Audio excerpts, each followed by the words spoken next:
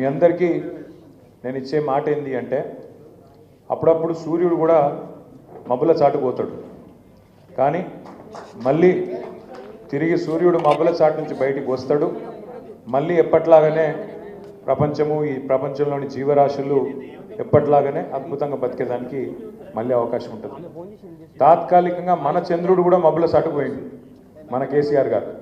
కానీ మీ అందరికి నేను ఇచ్చే మాట ఏంటి అంటే, మీ దయతో, మీ ఆశీర్వాదంతో, మీ త్యాగ నిరతితో, మీ సంకల్ప బలంతో తిరిగి తప్పకుండా మన ప్రభుత్వం వస్తుంది. కేసీఆర్ గారు తిరిగి ముఖ్యమంత్రి అవుతారు. తప్పకుండా నేను మీకు ఇచ్చే మాట, ఆర్ఎస్ ప్రవీణ్ కుమార్ గారు మీకు అండగా ఉన్నతమైన స్థానంలో మన ప్రభుత్వంలో ఉంటారు. మీరు భయపడవలసిన మాట కానీ ఉన్నతమైన స్థానంలో ఉంటారు. మీరు కూర్చోండి, ఉన్నతమైన స్థానంలోనే ఉంటారు. మీకు ఇవాళ ఎట్లా అండగా ఉన్నాడో మళ్ళీ మన ప్రభుత్వం వచ్చిన తర్వాత కూడా అంతే గొప్పగా, అంతకంటే గొప్పగా అండగా ఉంటారు. సిర్పూర్ కాగజ్ నగర్తో నాకున్న వ్యక్తిగతమైన అనుబంధం మీ అందరికి కూడా నేను కొంత పంచుకోవాలి. నేను రాజకీయాల్లోకి తెలంగాణ ఉద్యమం ద్వారానే వచ్చిన. ఆనాడు కేసీఆర్ గారు కరీంనగర్ ఉప ఎన్నిక, కరీంనగర్ పార్లమెంటుకు రాజీనామా చేసినప్పుడు 2006లో నేను కూడా నా ఉద్యోగానికి రాజీనామా చేసి సార్కి చెప్పకుండానే పనిచేయడం మొదలుపెట్టిన.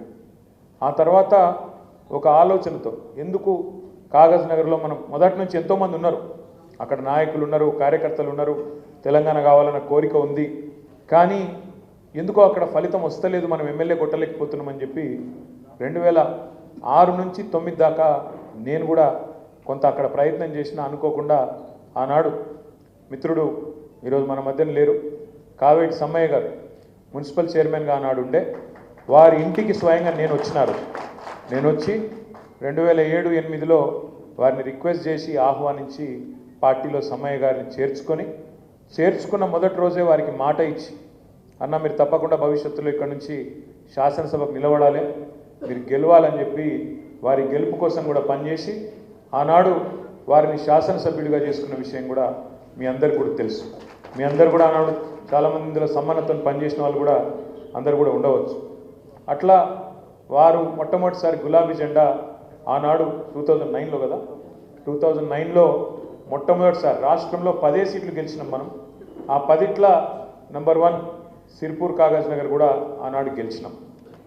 సరే, దురదృష్టం 9లో గెలిచినప్పటికీ మరి 14లో ఆనాడు రకరకాల కారణాల చేత తెలంగాణ రాష్ట్రం వచ్చినాక కూడా ఎందుకో కానీ ఓటమి పాలైనాం.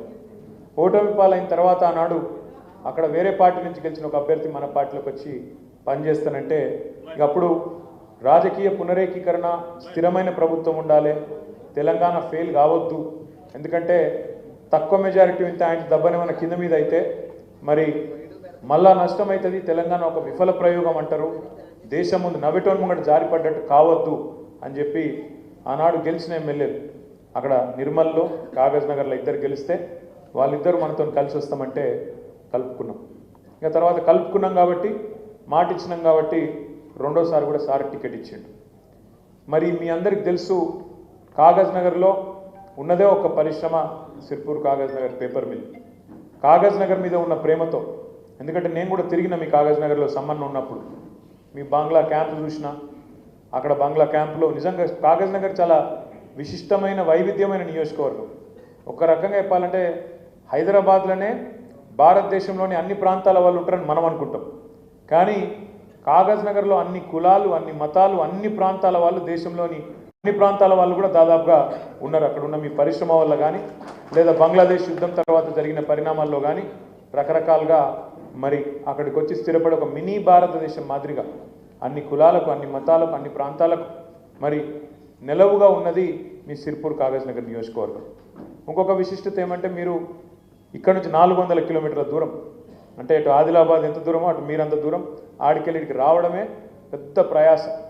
అట్లాంటి సిర్పూర్ కాగజ్ నగర్లో ఉన్న ఒక్క పరిశ్రమను తెరిపించాలి అని కేసీఆర్ గారు ఆదేశిస్తే ఎంబడబడి ఒకసారి కాదు, ఎక్కడెక్కడికో బొంబాయికి, కలకత్తాకు పోయి వాళ్ళని పట్టుకొని వీళ్ళని పట్టుకొని ఆఖరికి రాయితీలు ఇస్తాం, విధిస్తాం, అది ఇస్తాం అని చెప్పి ఆ జేకే వాళ్ళని నొప్పించుకొని తీసుకొచ్చి మళ్ళీ తిరిగి పరిశ్రమను ప్రారంభించినాం. పరిశ్రమను ప్రారంభించడమే కాదు, మీ దగ్గర దయగాంవ్ కానీ, బెజ్జూర్ కానీ, కౌటాల కానీ ఏ మండలాలు అవుతున్నాయో సుదూర ప్రాంతాల్లో ఇందాక వరలక్ష్మక్క మాట్లాడుతూ ఒక మాట అన్నది, మాకు అభివృద్ధి జరగలేదు అని. అక్క కొంత జరిగింది, ఇంకా కొంత జరిగేది ఉన్నదని బాగుంటుంది. అసలే జరగలేదంటే ఎత్తేసినట్టుంటే కూడా బాగుంటుంది. మనమే 10 ఏళ్ళు ప్రభుత్వాన్ని నడిపినాం. మీ దగ్గర బ్రిడ్జిలు నాకు యాదుకున్నది, అసలే జరగలేదని కరెక్ట్ కాదు. మీ దగ్గర వాగులు ఎక్కువ, వంకలు ఎక్కువ, డొంకలు ఎక్కువ.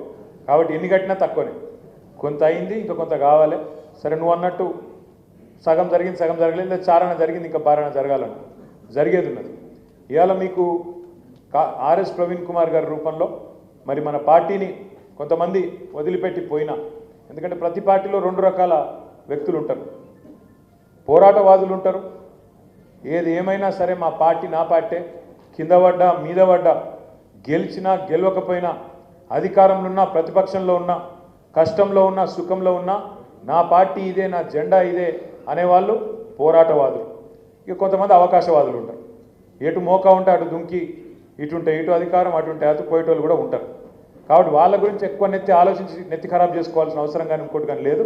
ఇలా మీకు అండగా సోదరులు, పెద్దలు, గౌరవనీయులు, మనం ప్రతిపక్షంలో ఉంటే మనకు ధైర్యాన్ని ఇస్తూ ఇచ్చేసిన అడిషనల్ డీజీపీగా పనిచేసిన ఆర్ఎస్ ప్రవీణ్ కుమార్ గారు.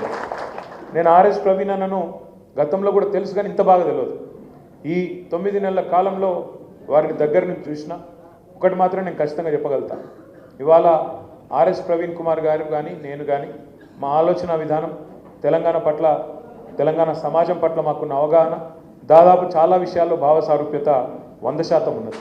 భవిష్యత్ తెలంగాణ ఎట్లుండాలి, భవిష్యత్ తెలంగాణ ఎట్లుండాలి, ఇక్కడ ఉన్న పరిస్థితుల్లో భారతదేశానికి దిక్సూచిగా తెలంగాణను ఎట్లా నిలబెట్టాలనే ఒక కమిట్మెంటు, ఒక తపన వారిలో ఉన్నది. నేను అడిగిన ఆర్ఎస్ ప్రవీణ్ అన్నాను మన పార్టీలో చేరే టైంలో, అన్నా మరి అవతల కాంగ్రెస్ వాళ్ళు రేవంత్ రెడ్డి బంపర్ ఆఫర్లు ఇస్తాడు, నిన్ను వస్తే వెంటనే నీకు క్యాబినెట్ ర్యాంక్ ఇస్తా అంటున్నాడు, వస్తే వెంటనే నిన్ను టీఎస్పీఎస్సీ చైర్మన్ చేస్తా అంటున్నాడు, నువ్వు రాగానే అవసరమైతే పార్లమెంట్ టికెట్ ఇస్తా అంటున్నాడు. మరి వాడు అధికార పార్టీ, ఇంకా 5 ఏళ్ళు ఉంటాడు, మరి ఎందుకన్నా ఈ నిర్ణయం తీసుకుంటున్నావు అని అడిగిన. ఆయన ఒక్కటే మాట చెప్పిండు నాకు. ఆయన అన్నది ఏంటి అంటే, అన్న నాకు అధికారం కాదన్న ఇంపార్టెంటు, నేను నిజంగా చెప్తున్నా, సిన్సియర్గా చెప్తున్నా. సరే గతం గతహ, నేను ఆనాడు బహుజనవాదం ఎత్తుకొని నేను బయలుదేరిన, ఇప్పుడు కూడా నేను బహుజనవాదంలో ఖచ్చితంగా ఉంటా, ఖచ్చితంగా రేపు కూడా ఉంటా. కానీ బహుజనులకు కూడా న్యాయం చేయగలిగిన నాయకత్వ సత్తా ఖచ్చితంగా టీఆర్ఎస్ పార్టీకి ఉంది, కేసీఆర్కి ఉంది నమ్ముతున్నా. అందుకే నేను వస్తున్నా, అధికార పార్టీ పిలుస్తున్నా, అది వదులుకొని నీ దగ్గరకు వస్తున్నా అంటే, నేను వారికి ఇచ్చిన మాట కూడా ఏంటంటే, అన్న నీలాంటి నాయకుడు ఉండాలి, తప్పకుండా నిన్ను చట్టసభలకు పంపే ప్రయత్నం బలంగా పార్టీ చేస్తుందని చెప్పి వారికి నాగర్ కర్నూలు పార్లమెంట్ నుంచి మనం పోటీ చేసినాం, కష్టపడ్డాం, 3,30,000 ఓట్ల దాకా తెచ్చుకున్నాం. సరే నేను అనుకున్నా, అన్న గొంతు పార్లమెంట్లో వినబడితే బ్రహ్మాండంగా ఉంటుంది, ఒక చదువుకున్న మేధావి తెలంగాణకు ప్రాతినిధ్యం వహిస్తే బాగానే ఉంటుంది అనుకున్నాం. మరి అనుకున్న దానికి భిన్నంగా కొంత జరిగింది.